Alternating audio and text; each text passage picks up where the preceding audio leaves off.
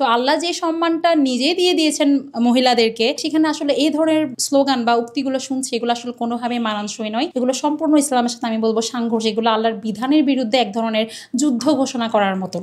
আচ্ছা, আসলে যেই বিষয়গুলো তারা তুলে ধরেছে অবশ্যই এগুলো আমাদের ইসলামের সাথে সাংঘর্ষিক বিষয়।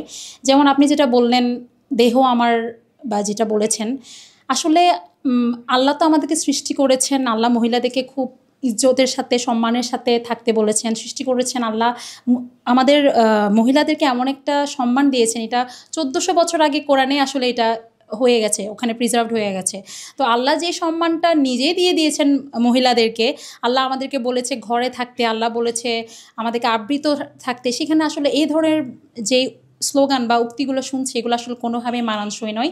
এগুলো সম্পূর্ণ ইসলামের সাথে আমি বলবো সাংঘর্ষিক, এগুলো আল্লাহর বিধানের বিরুদ্ধে এক ধরনের যুদ্ধ ঘোষণা করার মতন। তাদের যে দাবিগুলো এগুলো আমাদের ধর্মের সাথে, আমরা বেশিরভাগই এখানে মুসলিম, আমাদের সাথে এগুলো অবশ্যই যায় না। আল্লাহ আমাদেরকে আমাদের যেভাবে চলতে হবে আমাদের মুসলিম হিসাবে, এগুলো সব কিছু আমাদের কোরআনে দেওয়া আছে। ওরা যে সম অধিকারের কথা বলছে, ওরা যে বলছে পুরুষ এবং নারীর সম অধিকার, তারপর তারা বলছে প্রস্টিটিউশনের ব্যাপারে কিছু ইস্যুস তুলে ধরেছে।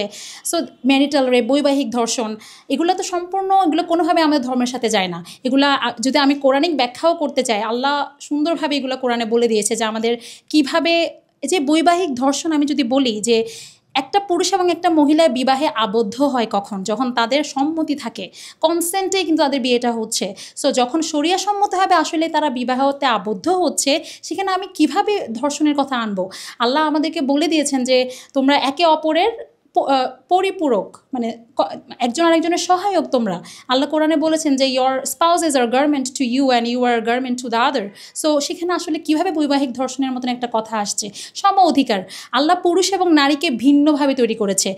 আমি যদি বলি তাহলে এটা তো এমন হয়ে যাবে, সেনাবাহিনীতে যদি কেউ যোগ দেয়, একজন নারী কি কখনো পারবে পুরুষের মতন সেভাবে যুদ্ধ করতে, সে ঝাড়ু দিতে, সব কিছু কি করা তার পক্ষে সম্ভব? ফিজিক্যাল স্ট্রেংথের একটা ব্যাপার আছে। ফিজিক্যাল স্ট্রেংথ কিন্তু আল্লাহ পুরুষদেরকে একভাবে বানিয়েছে, নারীদেরকে করেছে তারা নার্চারিং করবে, সংসার করবে, সংসার সাজাবে, ঘরে নার্চারিং করবে, বাচ্চার দেখাশোনা করবে, পুরুষরা তাদেরকে ফিনান্সিয়ালি প্রোভাইড করবে। আল্লাহ এভাবে এই জিনিসগুলোকে ব্যালেন্স করে দিয়েছে। আল্লাহ তো ব্যালেন্স করে পুরুষ এবং নারীর মধ্যে একটা সুন্দর একটা ব্যালেন্সিং আল্লাহ কোরআনে করে দিয়েছে। তাহলে আমরা আল্লাহর বিধানের উপরে কেন আমরা কথা বলবো? এটা তো আল্লাহর বিধানের বিরুদ্ধে এক ধরনের একটা যুদ্ধ ঘোষণা করার মতন।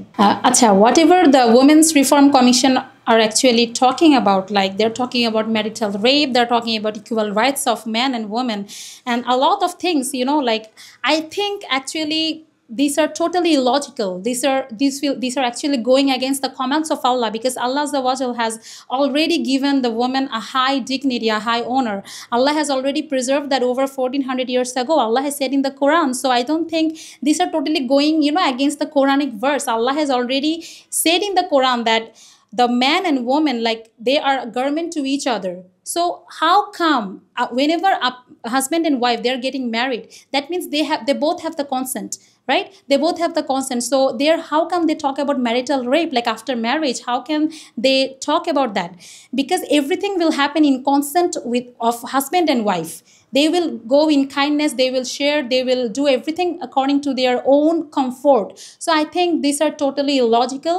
And prostitution issue, if I want to say, actually this is completely, they are normalizing the sin in our society.